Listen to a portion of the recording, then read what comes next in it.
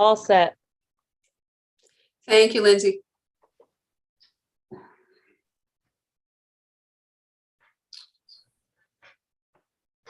We are waiting for 7:30. We do have a quorum. Mr. Bedeker and Ms. Tryon are joining.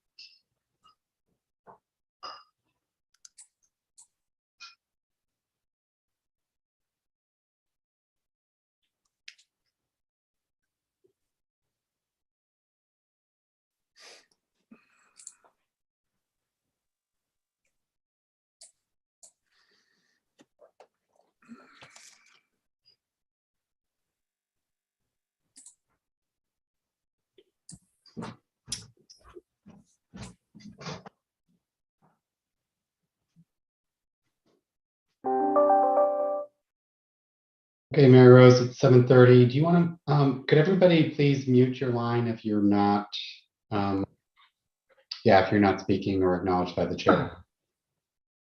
You're going to start the recording. Should get a notice. Yes, we did. Thank you, Mary Rose. Good evening, everybody. I'd like to call for the May 18th, 2022 regular meeting of the Inland Wetlands Agency. Lisa, could you please call the roll? Ranjit Bahav, Daniel Bedeker, Jim Connors, Here. Matthew Connors, Dave DeFlameri, Heather Donaldson Gladue, Here. Steve Munson, Here. Jerry Panico, Here. Lisa Tryon, Brendan Magnan. Here. Thank you, Lisa. At this time, I'd like to remind everybody, members of the public and who are attending and applicants to please ensure that your audio is on mute until acknowledged by the chair. Also, in accordance with the Freedom of Information Act and Governor Lamont's executive orders, this meeting is being recorded and will be made available on the City of Milford website. At this time, I'd like to invite everybody to please stand and join me in the Pledge of Allegiance. I pledge allegiance to the flag and to the United States of America and to the republic for which it stands, And one nation, under God, Indivisible, with Liberty, liberty and justice justice for for all. liberty, justice for all. all.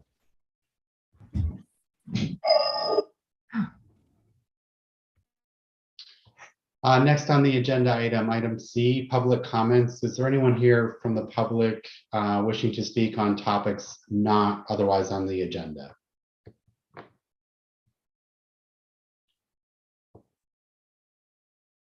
I do see some members of the public.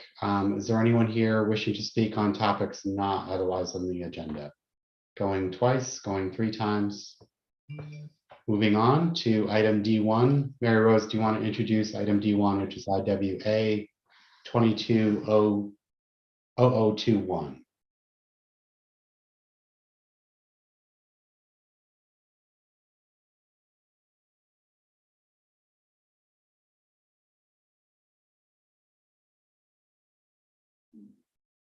Mary Rose, I believe you're on mute.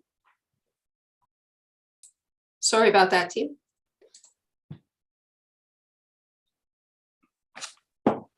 So this is application IWA.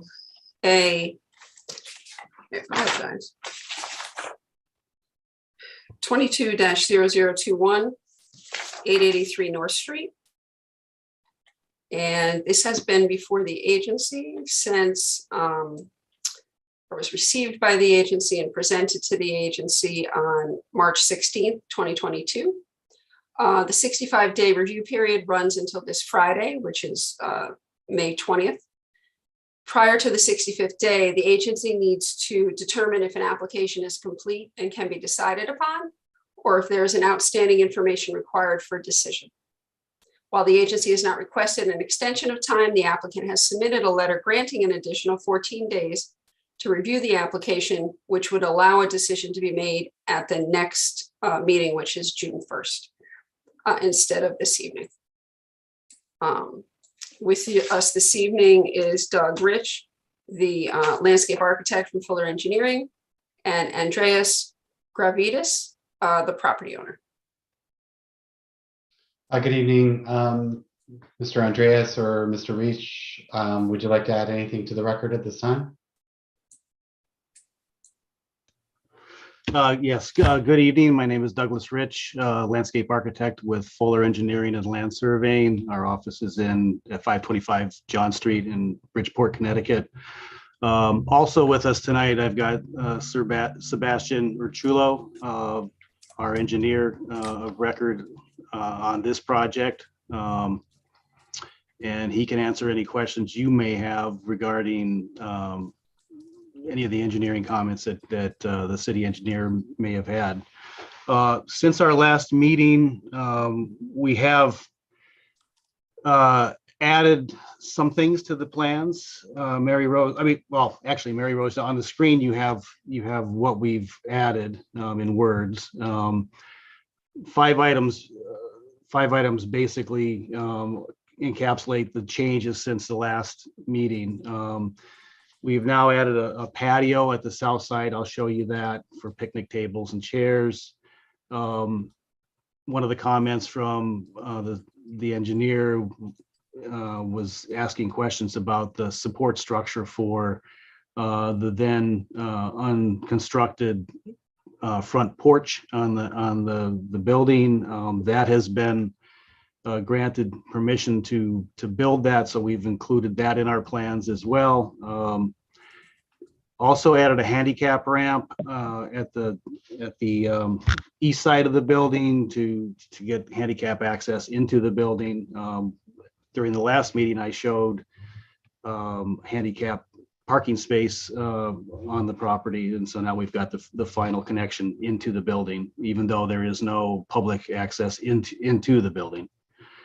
One of the comments from the city engineer, and this is a planning and zoning related issue, was concrete curbs, aprons, and sidewalks along the right of way of Route 121. I've added that to the plan at the suggestion of the city engineer, with the caveat that we're seeking a waiver on that in the next step during the P&Z process. However, we wanted to make sure that we've covered every base on this application so that we didn't have to come back for anything new. So we believe that we've encapsulated everything that could possibly be required of us in the next steps of the application process. Just so you know that we're trying to get a waiver on that and to not have to do that. I've also added another detail sheet to the package, which has the standard city details regarding the sidewalks, the curbing, the apron. So that's contained in our plan. Let me just interject. Let me just ask the basic question. Is this application, as you submitted, in your opinion, complete? Because it's been on this agenda now, if I'm not mistaken, 6 times. Yep, my contention is it has been complete to the point where I believe the board or the commission could have approved it with conditions. However, we've kept going forward and providing more information. What I didn't say before was one of the biggest concerns, I believe, with the commission was in terms of the well, and how was that going to be used? Would we potentially have to dig a new well. We met with the state. I believe that's part of your materials as well. We have a letter from Department of Public Health. We met with them on site earlier, and we've got a favorable review of the well. We know what we need to do to bring the well back into compliance and reactivate it, since it's not active right now. And so we have the requirements from the state, which, you know, the applicant will need to comply with by their deadlines. And that's, you should have that memo in as part of your packet. Also, I've included the memo from DOT regarding their opinion on the curbing and the site improvements in the right of way. Really, it's outside of the upland review area, but I've included that as well. So I believe we've reached out to all the regulatory agencies outside of this commission, provided responses to the city engineer's questions or concerns. In my opinion, those are, I believe those are satisfactory guidelines from them, that which we will comply. We have to comply anyway from a health department standpoint anyway. So that's been taken care of. Okay. Okay. I think for the sake of time, I think we've received, as you've just outlined, a lot of new information yesterday and today.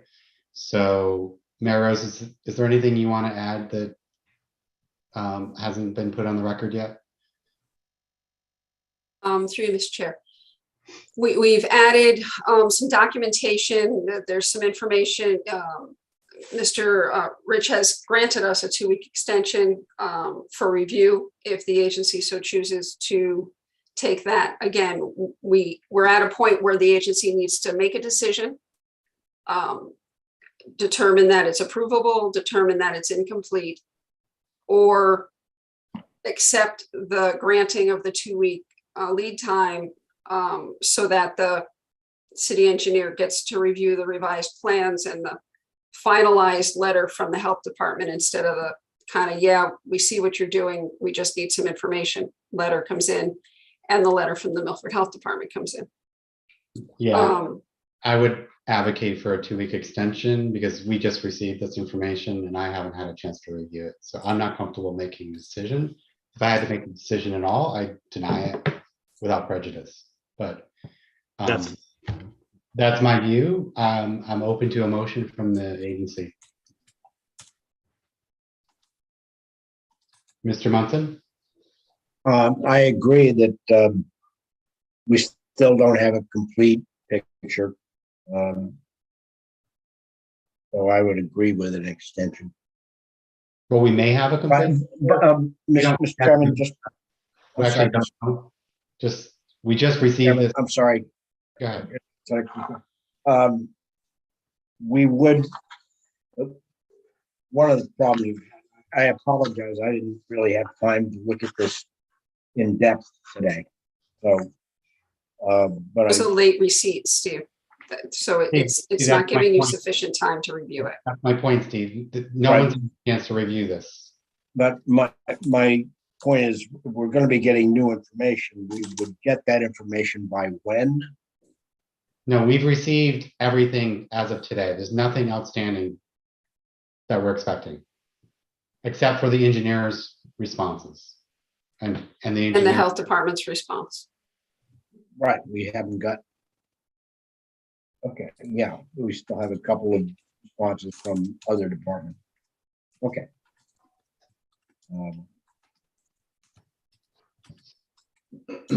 So I'm open for a motion, Brendan, I'll make that motion. please. Mr. Chairman, I move to accept the 14-day time extension submitted by the applicant for a review of IW-A-22-0021, 883 North Street. All information required for the review must be submitted by 5/24/22. We have a motion. We have a motion. Do we have a second on the motion? I'll second that. Thank you, Heather. Any discussion on the motion? Hearing none, all in favor? Aye. Aye. Aye. Aye. Any opposed?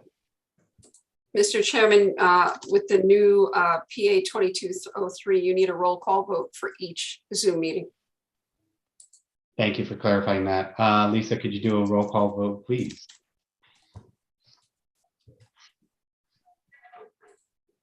And Daniel Bedecker, Aye. Jim Connors, Aye. Heather Donaldson Gladue, Aye. Steve Munson, Aye. Jerry Panico. Jerry, Aye. Lisa Tryon, Brendan Magnan. Aye. Okay, motion carries unanimous. Okay, great. Thanks. Moving on to the next agenda item. Item D2. Mayor Rose, could you introduce this one? This is violation IWC 220010. This is the violation on New Haven Avenue. It was issued and you have granted extensions for the information to be submitted by the 31st of this month. I recommend no action on this item. Thank you, Mary Rose. Are there any questions for Mary Rose on this matter? No. Hearing none. Let's move on to item D3, violation IWC 220011. This is, the violation was issued 3/30/22 to 918 Wheelers Farms Road. We had required that information be submitted by the 13th for you to view this evening. We got the draft plans for you to see, but the mitigation reports are a little lagging. They've asked if they could submit those by the 31st of this month for receipt and review at the meeting on June 1st. They may be able to get it in earlier next week, but with the holiday, they weren't sure. So I would recommend modifying the violation to require the survey and mitigation plans be submitted by 5/31/22. Thank you, Mary Rose. Any questions? Or do we have a motion before? Mr. Connors? Yeah, wait a minute, let me find the right motion here. Mr. Chairman, I move that cease and desist order violation IWC 220011 918 Wheelers Farms Road be modified to require the property owner to submit the information required in the order by the following dates. Submit the required A2 survey and T2 accuracy by, was that May 31st? Yes, it is. May 31st, 2022. And submit detailed mitigation and planting plan for review and approved by the same date. That is my motion.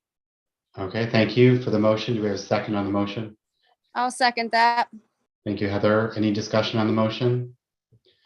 Hearing none, we need a roll call vote. Daniel Bedecker, Aye. Jim Connors, Aye. Heather Donaldson Gladue, Aye. Steve Munson, Aye. Jerry Panico, Aye. Lisa Tryon. Aye. Brendan Magnan. Aye. Motion carries unanimous. Thank you, Lisa. Mary Rose, can we move on to item D4? Can you introduce IWA 220038?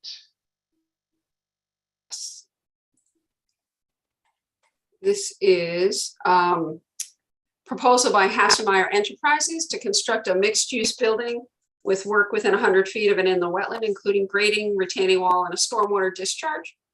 The approximate distance from the proposed site improvements to the inland wetlands line are the dissipator pad for the stormwater outflow is now approximately 2.3 feet away from the wetland, and you'll understand why in a little bit.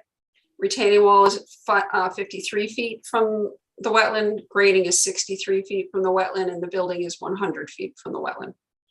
At our meeting on May 4th, the agency had questions on the stormwater outfall, wetland boundary markers, and educational signage for the area of the retaining wall. And they'd like to see pictures of the site. My field report was in the meeting documents and is on your screen now. And we can describe these pictures. This first one is while you're standing on the site facing north. You're kind of on the front of the property. New Haven Avenue's to your rear. Deep in the distance, the white building you see is Furniture Row. Back here, the Phragmites is associated with Turtle Creek. And so this is your site. It was formerly improved, and that building has been demolished. We've got stand of knotweed, some trees, and a few other natives and invasives. Photo 2 is facing northwest from a similar vantage point.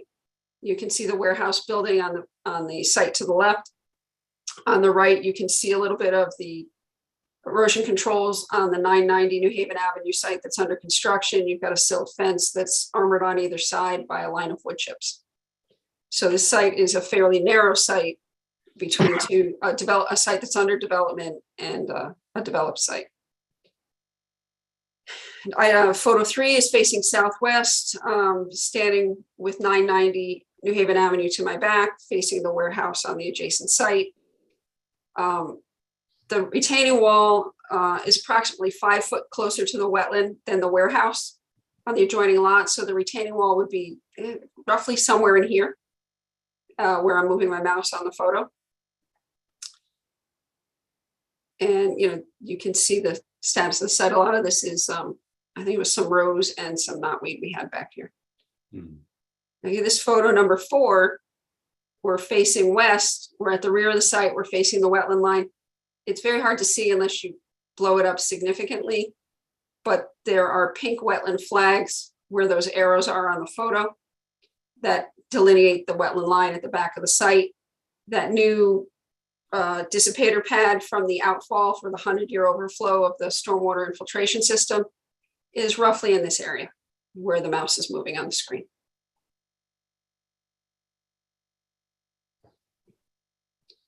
Okay, if we move on to the site plans, and Mark Davis of West Cotton Mapes is here this evening. I'm not sure if Mark, you want to review the plans.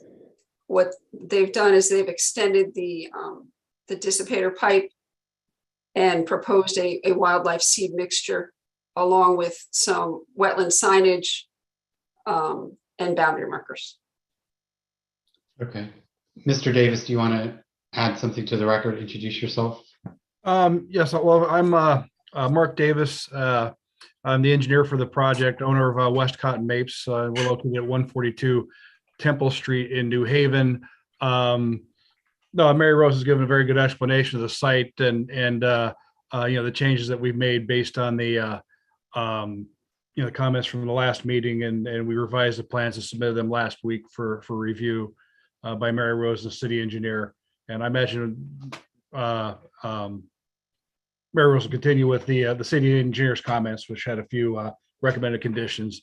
But basically, we added the seed mix that was requested. We added the informational sign at the rear of the lot on at the retaining wall, to describe it as a wetland and what what the nature of the wetland is. We've extended the stormwater outlet pipe because there was concern that we were discharging on the slope, and so we extended that so that we're not.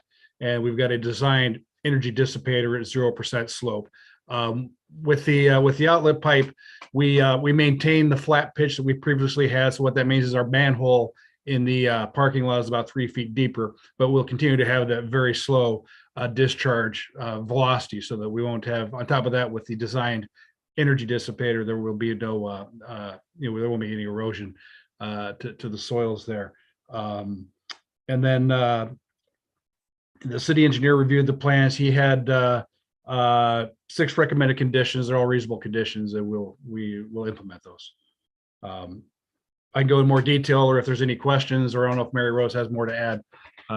but happy to answer any questions. Thank you, Mr. Davis. Mayor Rose, is there any one? Thank you, Mr. Chair. I spoke with the city engineer this afternoon. His review had been in and was in your notes earlier in the week. Essentially, his conditions are some standard conditions that engineering would normally require. There's nothing substantive that would change anything the agency's reviewing. Okay. Questions from the agency at this time?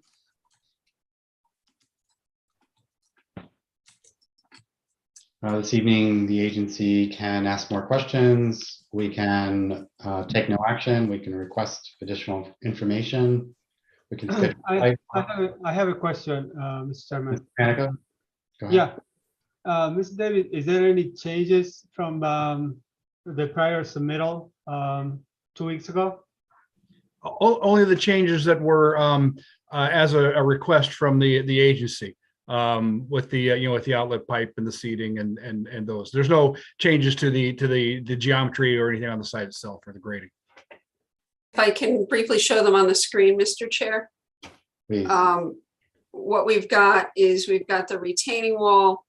We have the outfall where it landed roughly here with a 0.03% discharge rate. It now is here right at the edge of the wetland with a dissipator pad. So there'll be slightly more intrusion into this upland review area to ensure that long-term in 100-year storm events, when this overflows, we don't create a channel and erosion into the wetland of these soils.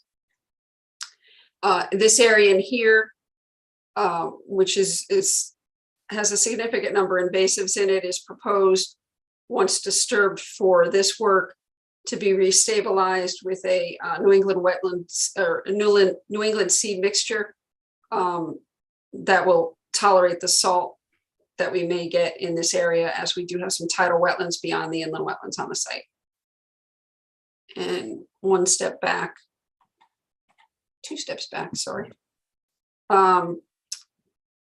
Mr. Davis has proposed the informational signage similar to that which was approved for the 589 or Kmart site, Bridgeport Avenue site at the last meeting, which is very similar to the sign that was required and was proposed to be installed for the 35 Prospect Street violation that we saw earlier this year.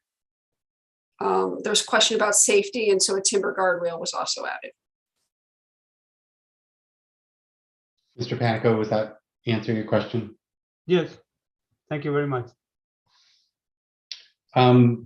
During the last discussion, was there a question raised about any remediation against the invasives on the site? Is there any intention there? Through you, Mr. Chair, no, I don't believe it wasn't. At that time, there was a minimal invasion into this area for the work that they were doing. They're going a bit further now. Sorry to scroll back and make you dizzy. They're going a little bit further now to get to this spot. They could attempt to control the invasives and not weed in this area. We could leave that to the recommendation of the soil scientist on this site, which I believe was Scott Stevens. Correct. Yeah. Soil Science and Environmental Services. Yeah, I'd be a proponent of that. Okay, so you would like to add a condition that the wetland scientist review invasive control on the site with the proposed seed mixtures? Yes, where there's an opportunity to do so, yes.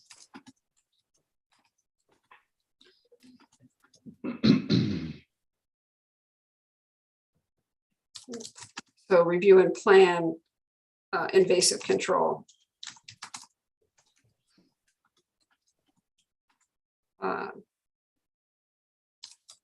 In the where the seed mixture is proposed.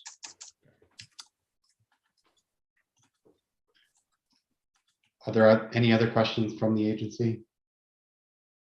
No? Looks pretty straightforward at this point. Yeah, the plan is pretty well conceived to me. Do we have a motion? So I make a motion to approve. Mr. Chairman, after duly considering all relevant factors, I move to approve application IWA -22 0038 668 New Haven Avenue based on the plans entitled submission to the City of Milford Inland Wetlands Agency proposed mixed-use building 668 New Haven Avenue, Milford, Connecticut by Westcott Mapes, Inc., cover and 10 sheets dated 10/20/22, revised 5/10/22. The information in the file and presented this evening for the following reasons. This action will not have an impact or effect on the physical characteristics of the adjacent wetlands and watercourses, with conditions including the permittee must submit a construction plan prior to taking out the permit, wetland notification to be placed on the as-built, and in the property deed to give notification to property owners that permits are required from the MIWA to work on the site. Documentation to be submitted to MIWA office prior to bond release. Compliance with the city engineer's requirements for stormwater. $7,130 permit condition bond must be posted with the MIWA for S&E controls, seed mixture, wetland boundary markers, and an as-built showing finished 2-foot contours and locating all site structures. Wetland educational signage to be placed near the retaining wall / wetland area, and construction of maintaining any structure or facility or conducting any activity authorized herein. The permittee shall employ best management practices to control stormwater discharges, to prevent erosion and sedimentation, and to otherwise prevent pollution of wetlands and watercourses.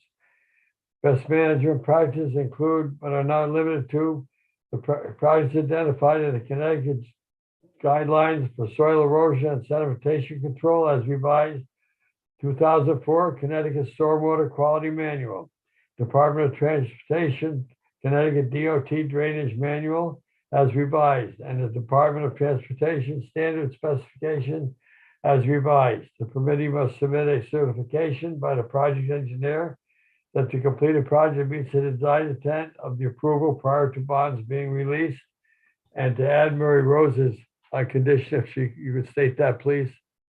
Wetland scientists to review and plan invasive control on a site where the seed mixture is proposed for stabilization for staff review. And the permit is issued 5/18/22, expires 5/18/27, unless otherwise provided by statute. That is my motion. Thank you for the motion, Mr. Connors. Do we have a second on the motion? Yes, I'll second that. Thank you, Ms. Donaldson. Gladue. Do we have any discussion on the motion? Hearing none. Lisa, roll call vote, please. Daniel Bedecker, Aye. Jim Connors, Aye. Heather Donaldson Gladue, Here. Steve Munson, Aye. Jerry Panico, Aye. Lisa Tryon. Aye. Brendan Magnan. Aye. Motion carries unanimously. Thank you, Lisa. Thank you, Mr. Davis. And Thank you for taking the time to hear about and consider our project. For sure. All right. Thank you. All right. Good night. Moving on to item E1, that's IWA 2204, I'm sorry, 0041. Mary Rose, can you introduce this one, please? This is a proposal by Jason Frank to construct a splash car wash at 1553 Boston Post Road with a stormwater discharge within 100 feet of a wetland in the Indian River watershed. The site is currently vacant, but was developed in the past. There is a Connecticut DOT stormwater easement along the eastern portion of the site that discharges into Clark's Pond that takes stormwater off of the Boston Post Road. The application has been submitted to the city engineer for review. This evening, Jack Hamill and, I'm not sure, Darren Overton, I'm not sure if Jack is here.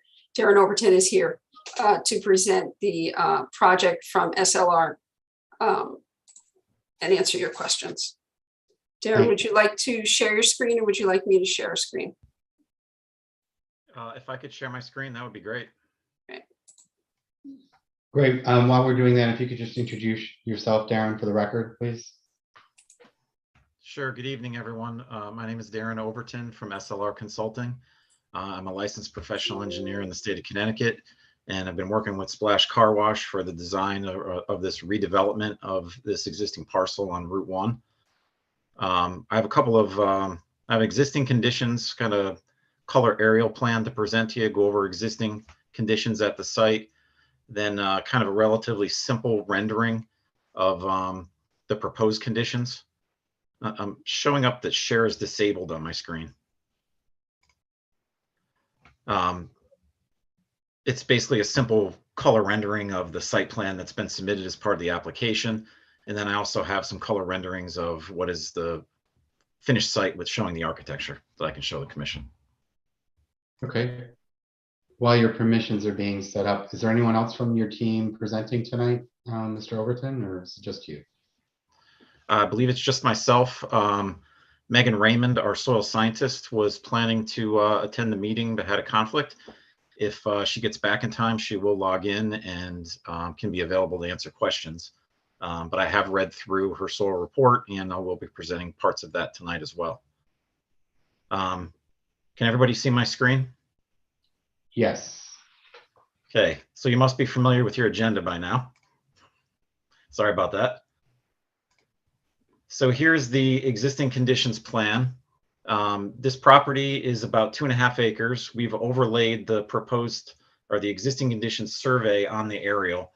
The aerial that we showed here shows a former building footprint, which has been demolished and removed from the site.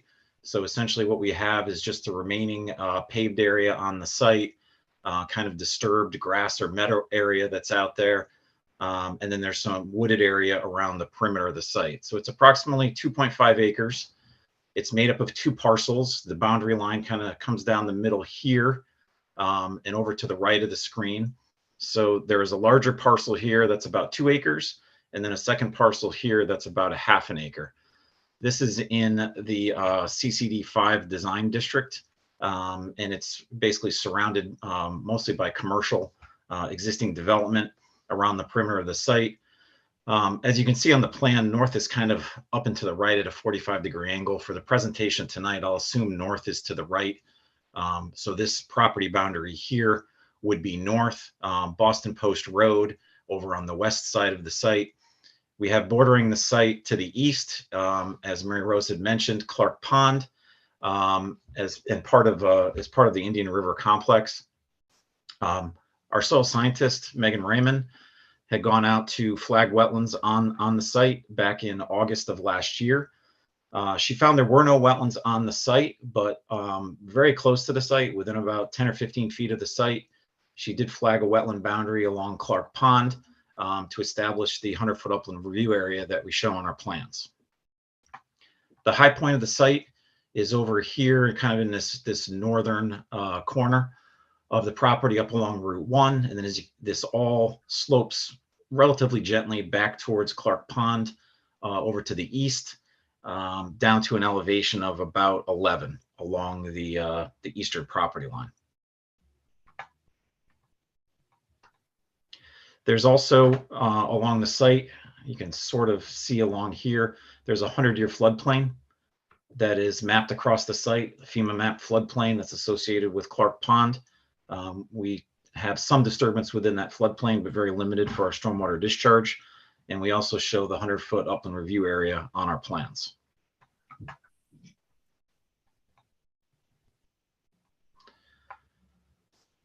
The wetlands that were delineated by Megan were also delineated in a previous survey that we have in our files by William Kenny Associates back in 2017. The line that Megan delineated is relatively similar, and not much has changed since that 2017 delineation.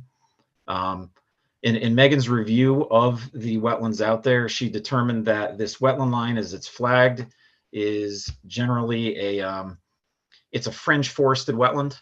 And then as you move further to the east toward Clark Pond, it becomes an emergent wetland shelf associated with the pond. The principal functions and values in the report that we submitted as part of the application, she identified as flood flow alteration, fish habitat, production export, nutrient removal, and shoreline stabilization. Mr. Overton, is there any way you could highlight where those are, just for the sake of the record? It's kind of small to see. Sure. I'm sure we'll have time to look at this in detail, but. So I'll zoom it. So the gray line that's shown here is the wetland delineation. Thank you. That Megan delineated in the field.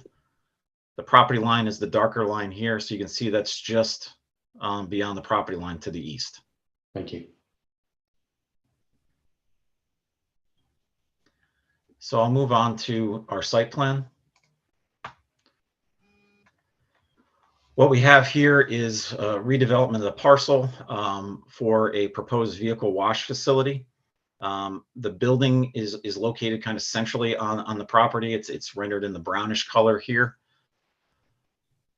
We're consolidating on the existing plan. There was 3 curb cuts. We're consolidating those to 2. It's going to be one-way circulation through the site. The northern part of the site will have the entrance curb cut coming in. You'll circulate through where the entrance drive divides into 3 access drives through the pay stations. There's also employee parking over here on the east side. Loop through the car wash tunnel, back out through the vacuum stalls, and then there's exit right or left along the southern area of the property, out again back to Route 1. And we do have a bypass lane here for service vehicles or somebody who enters the site mistakenly and doesn't want to use the car wash and needs to just leave and exit. The site is proposed to be served by public sewer and water. We do have approval from the Sewer Commission for the facility, and all of the utilities serving the proposed property will be extended off of Route 1. We have accommodations for trash pickup, for the equipment needed for the vacuum stalls that are located in front, and also the utility accommodations to serve the site. We've colored some of the proposed landscaping on here, but not all of it. But essentially a quick overview of the landscaping is that we have a mix of native trees, shrubs, perennials, and lawn areas. So the lawn is kind of in the light green.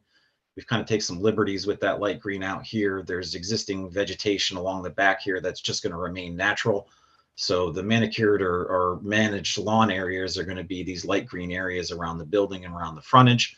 We have some red maple street trees located around the perimeter and along the frontage of Route 1.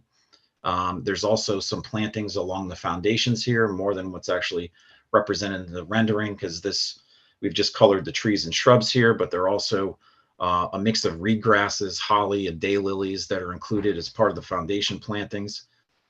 We have a stormwater basin here, which is a water quality basin in the darker green. That's going to be seeded with a New England conservation, a wet mix, New England wet mix for the water quality bioretention basin. And then at the discharge here, where we have our stormwater outfall from that basin, that's where we have the New England conservation and wildlife mix proposed.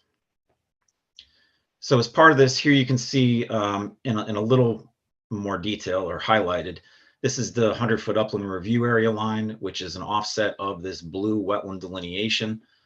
We do have a little bit of upland review area disturbance that's associated with the proposed project.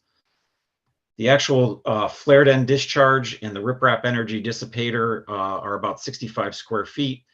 And then the total impact with the plantings here is about 410 square feet of disturbance. This is the wildlife mix that's going to be planted around that discharge. And the discharge occurs in an area that's very flat. It's about a 2 or 3% grade, making its way down. So we believe the surface water, as it comes out here, energy will be dissipated in the riprap splash pad. It'll spread out over that vegetated surface and be filtered further as it makes its way to the wetland. Collection system on the site for the stormwater is relatively simple. We have 4 catch basins on the site that are piped to this proposed bioretention area. The bioretention area is sized to store the water quality volume based on the DEP water quality manual. There's a small overflow structure here. It's basically just a riser grate going to that outfall discharge. We also included an E&S plan as part of the project. Essentially, there's about 1.6 acres of total disturbance. So that will be handled mainly by perimeter controls, and we call for this bioretention basin to be utilized as a sediment trap during construction. One thing I didn't mention was that we don't show any collection basins or catch basins in the area behind here because this is graded to actually sheet flow into the bioretention basin. We provide inlet protection for erosion controls around the catch basins, perimeter silt fencing controls around the perimeter disturbed areas. We have a temporary berm and swale proposed to direct surface water during construction to that temporary sediment trap, which will be only utilized during construction. And then once that is removed, this will be planted and seeded and used for the permanent water quality basin on site with a bioretention mix in the bottom, and it has an under drain to make sure that it drains completely dry. The last plan I have to show you is essentially a rendered version of the site plan of what we're anticipating this will look like. The artist rendering this plan took some liberties in showing these trees much larger than what will initially be planted there, but it's more of a kind of a future growth with those street trees. So we have Route 1 here to the right. You see here's the car wash tunnel itself, the entrance over here on the left side of the screen, looping around the back. Coming through the tunnel, the vacuum stalls out here. We have the sidewalk, some green space that's required as part of the planning and zoning regulations. That's going to be landscaped with a mix of the landscape vegetation that I spoke of earlier. And then you can see some of the lawn areas around there. So that's all I have as far as my presentation. Be happy to answer any questions that the commission may have. Thank you, Mr. Overton. Questions from the agency? We're hearing this for the first time this evening. There may be questions that you may have. I'm sure there are. Mr. Munson. How would you handle snow removal? Through you, Mr. Chairman. Thank you. Mr. Overton. So going back to the rendering here, we anticipate that this area over here can be utilized for snow removal. Some of the islands here, the grassed area along the entrance drive on either side, some of the areas here along the perimeter, and then this area back here, if the snow needed to be relocated, this could be pushed off to the side. And if there's not enough snow storage areas in the front, the snow could be pushed back here as well. There's also a very flat area if there was a need to move it down to the back here, where it could melt in a flat area and filter through vegetation before making its way to the wetlands. So it's quite a bit of snow storage area. Just before we move on, Mr. Munson, did that answer your question?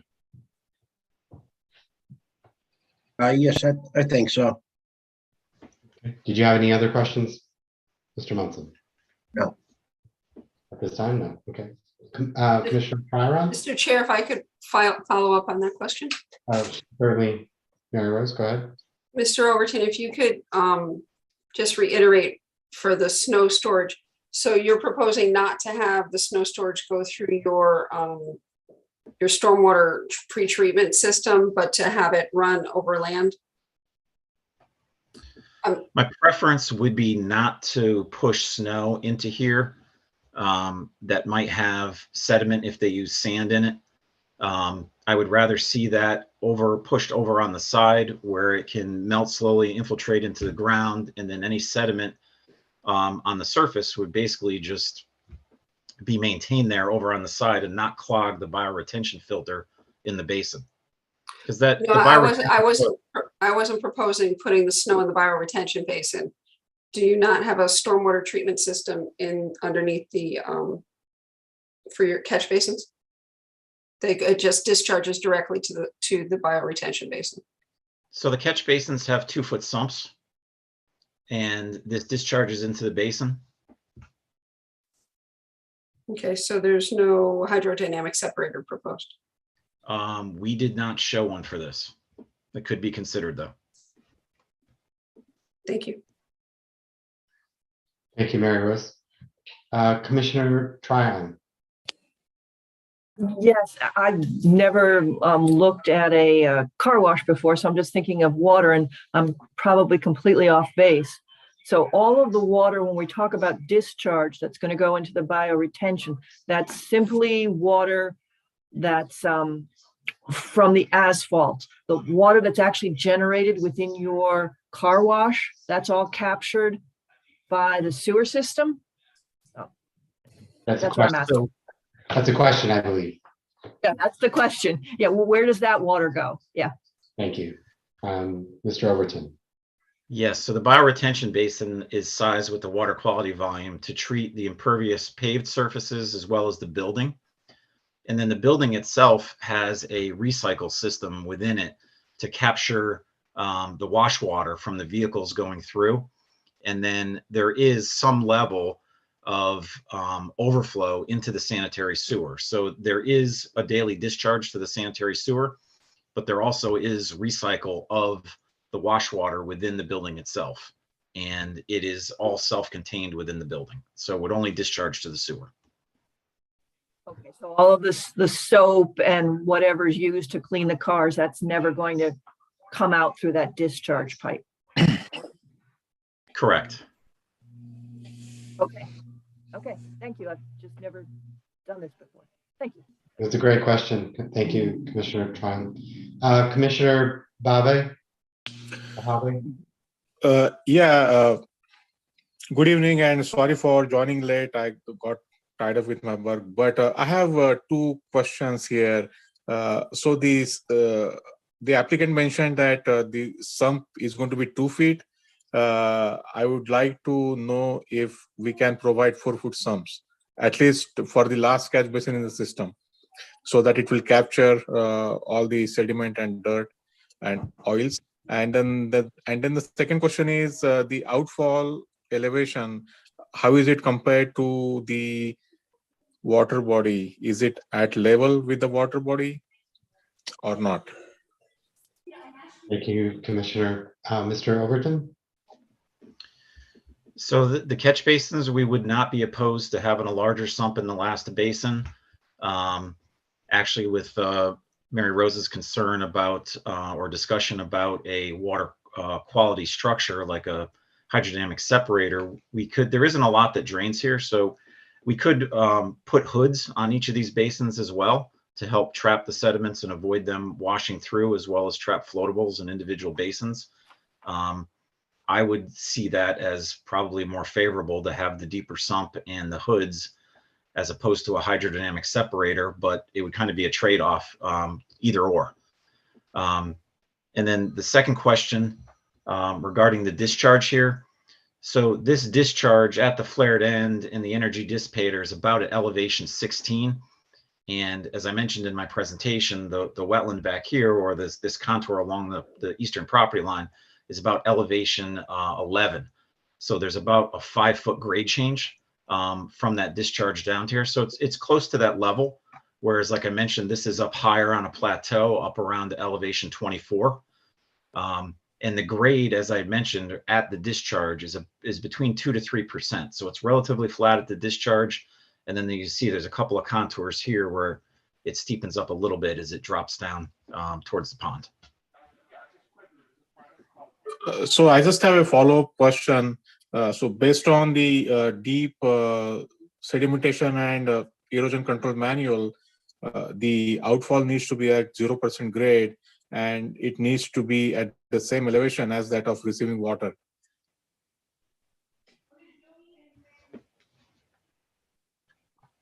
So you have any thoughts about it? So the outfall at the flared end section and the energy dissipator is flat. But from there, it would follow the natural grade. So we would have a non-erosive velocity here. And then as long as this surface here remains vegetated, this will spread out over that flat surface and we won't have erosive conditions. And I believe this provides for better filtering, secondary filtering of the stormwater discharge down towards the wetland, as opposed to if we had extended that all the way out to the property line. So I'm not aware, I don't recall ever seeing that in the deep water quality manual of discharging it right at, 0 feet above the actual water body or wetland that you're discharging to. Yeah, so I don't have the reference handy, but I think I sent it to Mary Rose in the past. Maybe we can look at it later on. So what is the velocity of water going to be that exits the pipe? I'd have to go back and look at our drainage comps. Okay. I don't recall what that velocity is. I think the action would be for you to research that and, provide a suitable response in the next meeting, Mr. Overton. Okay, sure. That's all I have. Thank you very much. Thank you, Commissioner Babe. Any other questions from the commissioners? Nope.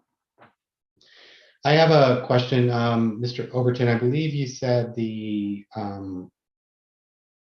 environmental scientist is Megan Raymond, and I believe Megan has joined the team, the call. Is that right? Yes, hello, good evening. This is Megan Raymond. I'm on the call. Thank Okay. you. Yeah, I thought so. If you could just state your name for the record, and then I'd have a related question to ask you. Great. My name is Megan Raymond. I'm a professional wetland scientist and registered soil scientist with SLR, where I'm a principal scientist and the Wetlands and Waterways lead. Great, thank you very much.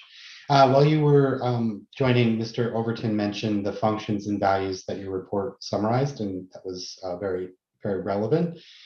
In your expert opinion, does the intended design pose any adverse impacts to the adjacent wetlands, or I guess in the opposite sense, does it improve any of the functions and values?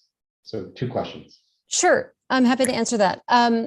So yeah, when we're looking at a site such as this, on Route 1, developed commercial area of your municipality, and we look at the nature of the wetland, which is obviously an impoundment creating Clark Pond of the Indian River. And we have a very clear separation on this site between your riparian corridor, your vegetated fringe along your slow water impoundment at Clark Pond, and the developed landscape around Route 1. And the site has been previously developed. Sorry, Megan. Sorry, Mr. Overton, you're changing the display while Megan's talking, and it's distracting. Sorry. Sorry about that. Apologize. That's okay. Go ahead, Ms. Raymond. Sure. So when we look at the site again, we have this very clear, distinct separation between this previously developed commercial corridor and commercial site on Route 1, and then our wetland in the rear in the southern portion of the site. And the proposed improvements are concentrated in the previously developed envelope. We're not looking at modifying disturbance other than some pioneer weeds. We're creating a nice clear separation. We are focusing the improvements up along that developed corridor of Route 1, and then maintaining green space and stormwater management, vegetated stormwater management in the southern portion of the property. And that will allow for, obviously the stormwater management functions as it relates to water quality with nutrient assimilation and sediment and toxicant retention, but as well it will create a buffer between our developed landscape and our proposed activity on this landscape and the wetland corridor. And because of that, and the nature of the design, we're not looking at any modification to the functions values as they're presently provided by Clark Pond. We're not encroaching any closer. We're maintaining a clear, distinct separation between the two. And the site plan adequately addresses the stormwater to address that. Again, this is a wetland system, a wetland corridor that exists just off site to the south. There are no wetlands and water courses on the property proper. So we're just looking to maximize the buffer, maximize the ability of the site to maintain those functions without any impairment. So if we had a situation where we're getting closer to the wetland, maybe clearing up to the property line, greatly reducing that buffer, we could come up with a different set of evaluating criteria. But given the nature of the site, previously developed footprint, focusing our work in that area, we're not going to see any modification to the functions as they presently exist. Okay, great. Thank you very much. That's helpful. As a follow-up to that, are there any invasives that we should be concerned about in the area that need to be remediated as a result of any activity that's proposed? You know, as it presently exists, the corridor off-site is actually a pretty nicely vegetated area with a lot of native trees, shrubs, and ground cover. On the site itself, there are just some pioneer weeds. You know, I was out there, I think it was almost 2 years ago now. So we could take another look before we get into, you know, as we look at into construction, but there weren't monocultures of, like, let's say Japanese knotweed or anything like that that we want to address that's within our buffer or interface between the two. I think we're in reasonable shape in that regard. Okay. And as a follow, I actually have 2 follow-up questions. Sorry. Sure. One is, Okay. we talked about the snow plan removal. Do you have any concerns about the snow plan removal and where the designated snow shelves might be in relation to any potential chemical discharge from salt or sand or what have you? Yeah, I mean, I think it's, I agree with Darren that we don't want to be pushing that into the bioretention basin. I think if we can get a snow pile that's as far away from the wetland on the edge of the paved area as possible, that's going to be the most beneficial, just to increase that travel time as the snow melts, increase the travel time towards drainage to the wetland. So I think just on the back corner of the parking lot, maybe one of the stalls. I mean, it's winter, so you might not have a full deck there. You know, most folks, I mean, I know folks go to car washes and seasonally, but it is or throughout the year. But obviously, it seems to be more of a warm weather focus generally. So perhaps maybe using one of the stalls in the back of the rear parking as a snow storage area could suffice. But I just think, again, keeping it out of the bioretention is definitely a good idea, and then just maximizing your distance between your pile and the wetland for Great. And then my last question is, in general, it would seem like the proposed activity would deter people from dumping in the area that's, I mean, this property is kind of vacant now.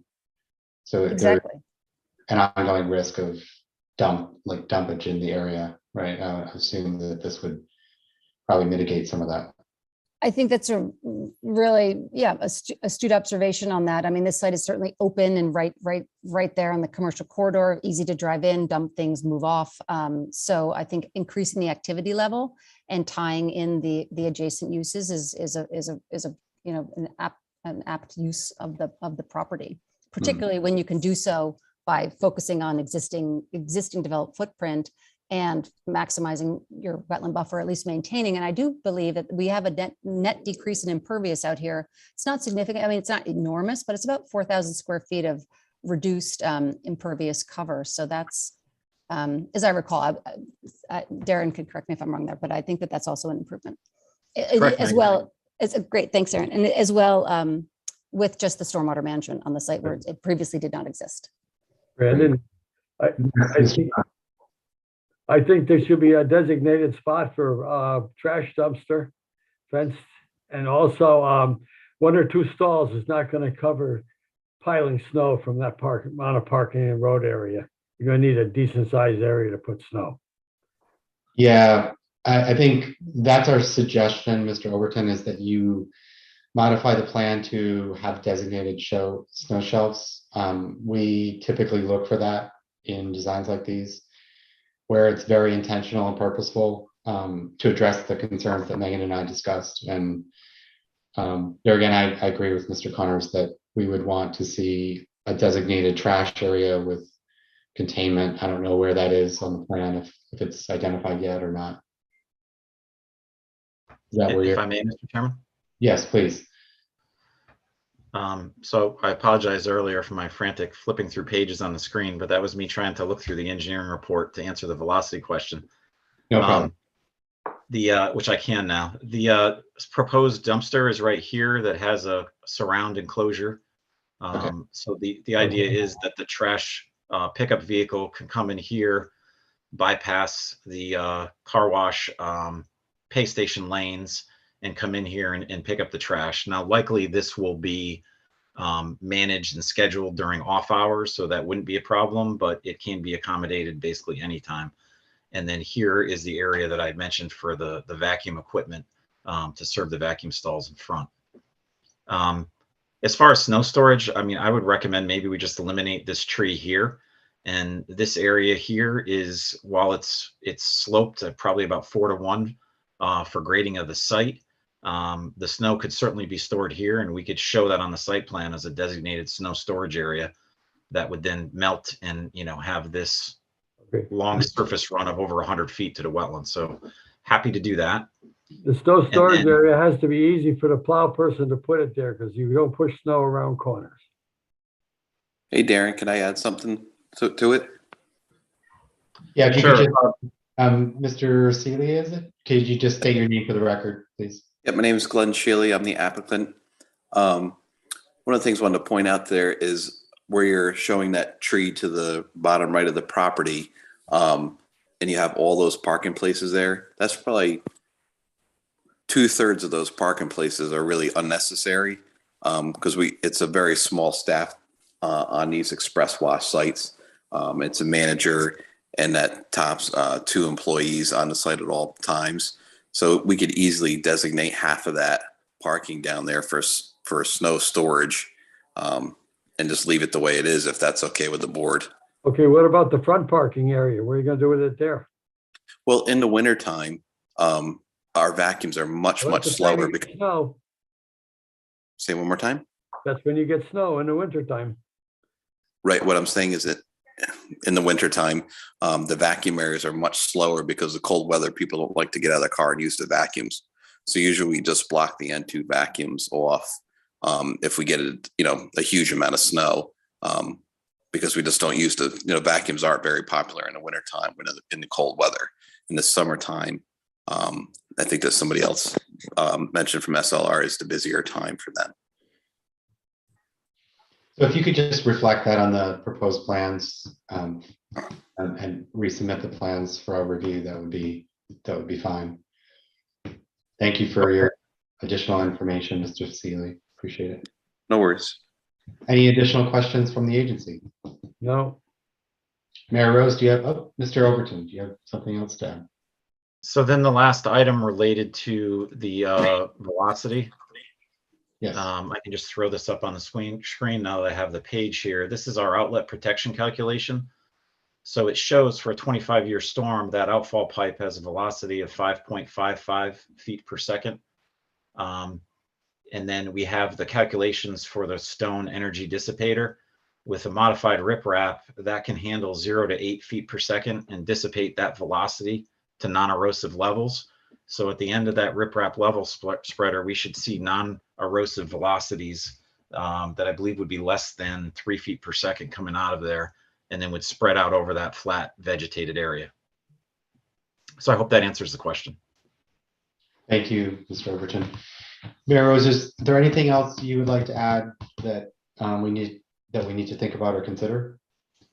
I just have a question. I'm not sure if it's for Megan or for Ms. Darren. The planting plan, obviously you've got a wetland seed mix in the bioretention area. The light green areas below that, the architectural has a forested or treed area. I believe you said this was going to be maintained lawn. Does that need to be maintained lawn, or is that going to be a low mow or regular? Is it going to be mowed weekly, or is it a regular mow? And is that necessary? So what I meant to say in my presentation is that when we rendered this, we went kind of beyond with the light green representation of lawn, and that really the manicured lawn area is really going to be only around the building and the frontage here. We're going to have to reseed back here along the slopes, along limited disturbance, but the intention would be this area back here would be just left alone to continue to revegetate as it is now. We wouldn't be reseeding this, and I don't believe, Glenn, you can confirm, but I don't believe there's going to be any mowing back here. This would probably naturally reforest over time. Yeah, you're 100% correct. Thank you for the response and for the question, Mayor Rose. If I may follow up, Megan, do you believe that perhaps we should put some kind of seed mixture on there to ensure we're not littered with invasives? Or you want to reserve answering that question until after you go out and check the invasives before the next meeting? I think Both, I guess. I think that, yes, we probably should put some kind of conservation mix in that area, kind of jumpstart it. So it's just not all Artemisia. So, but let's take a look, and we can put a fine point on that for the next meeting. I think we're on the same page in terms of maximizing that buffer, maximizing the vegetated nature of it with a focus on non-invasive plants, native plants. So let's have a firm answer for that, or a solution to that for the next time. Thank you. Thank you. And Mr. Chair, one more question. Is there concerns and this may be for Mr. Shealy, is there concerns about windblown debris? People are cleaning their cars, they're getting out in the bottom half of the site, I believe, I don't know where they get into how they get into the car wash, but is there a concern that they're opening their doors, there's windblown debris, there's trash blowing, and what is your regular cleaning plan for any windblown debris that could blow down into the buffer area? Yes, that's a great question. So any cars that are opening the doors will be in the front of the property in the vacuum area, nothing in the back. And we have an hourly schedule because since it's free vacuums, we do get the garbage cans do fill quite quickly. So we have an hourly schedule that somebody has to sign every hour that they check vacuum nozzles, clean the parking lot, and dump the garbage cans. But anybody opening a door or doing anything outside their car will be up front towards Boston Post Road in the vacuum area, which gets them away from detention ponds and stuff like that. Okay. Through you, Mr. Chair, do you enter the car wash from the rear or the? Yep, yeah. From the right of the property, you enter. There's kiosks that you'll pay. Yep, where his marker is, then you'll enter the car wash, exit out of the car wash, and you'll be up front where the angled parking places are, and those are the free vacuum areas up there. All right, so it's a self-serve. You're not standing around. You're just driving through in the car wash. Gotcha. Right, 100%. Yes, correct. Thank you. Great question, Mary Rose. We've had a lot of good questions. Is there anyone that has any additional questions, or is there any additional information that the agency may be interested in receiving before the next meeting? No. Is there any need for consideration of a site walk?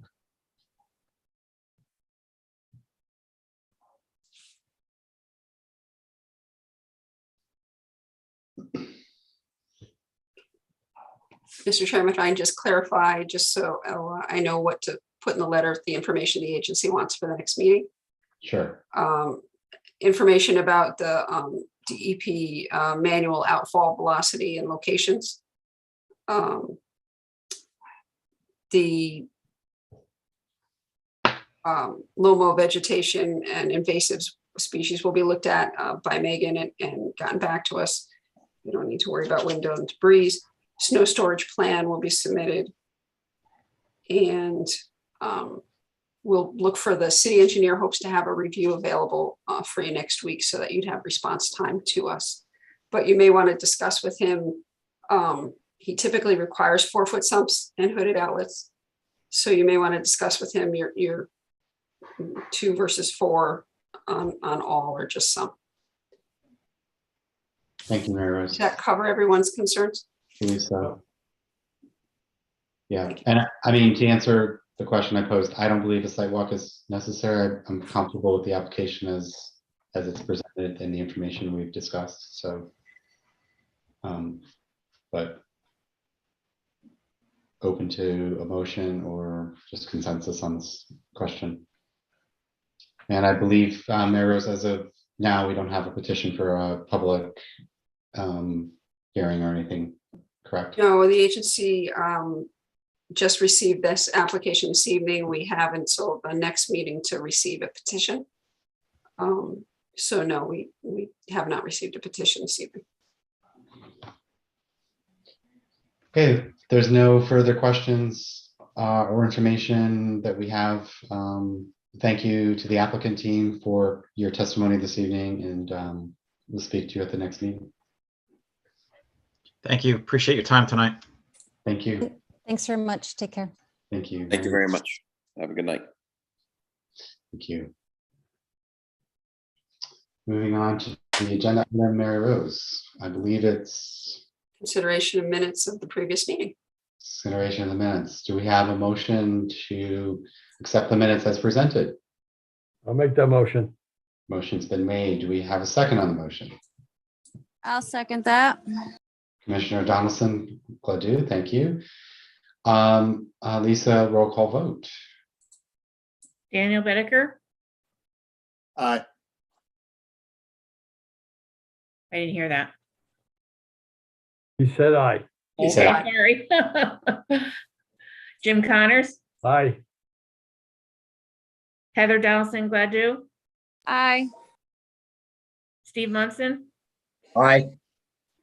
Jerry Panico, Aye. Lisa Tryon, That was an aye. Ranjit Bahav, Aye. Brendan Magnan. I'm going to abstain because I was not present at the last meeting. Okay. Thank you, Lisa. Moving on to staff report, Mary Rose. Okay, we've been busy, as you would imagine, with the spring. So we've got a lot of inquiries about projects, complaints, and bond release requests, and minor reviews and other reportings that we're working on. We continue the celebration of the 50th anniversary of the Wetlands and Watercourses Act. There was a meeting, a webinar last Wednesday. If you weren't able to attend, I have put in the notes that you received, and they'll be in Lisa's minutes, the link so you can see the video of the recording. It was a very informational meeting. Registration hasn't started yet. There'll be another such webinar on June 8th. They're from 12 to 1, and it will discuss rivers and water courses and the importance of riparian zones. Just talking about education. If you haven't taken the training class, please do. If you have, let me know so I can record that.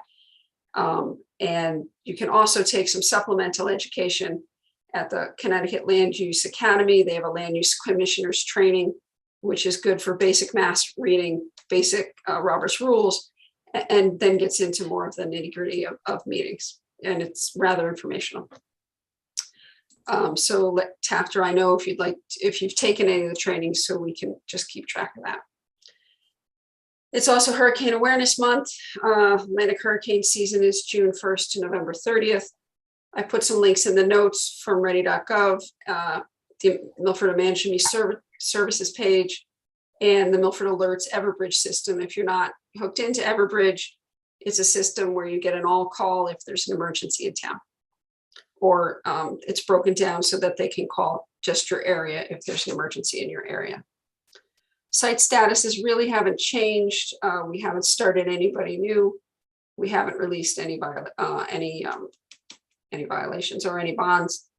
And we're hoping to get some reports on some outstanding mitigation monitoring within the next 6 weeks.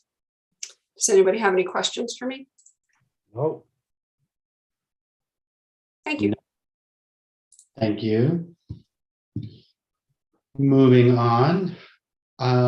Chair's report, the next meeting is June 1st via Zoom. Thank you everyone for your participation this evening. Great questions. Do I have a motion to adjourn? I'll make that motion. So moved. Do we have a second on the motion? I will second that. Hearing that, all in favor? Aye. Aye. You We don't need actually- a roll call vote, do we, Nat? You actually do.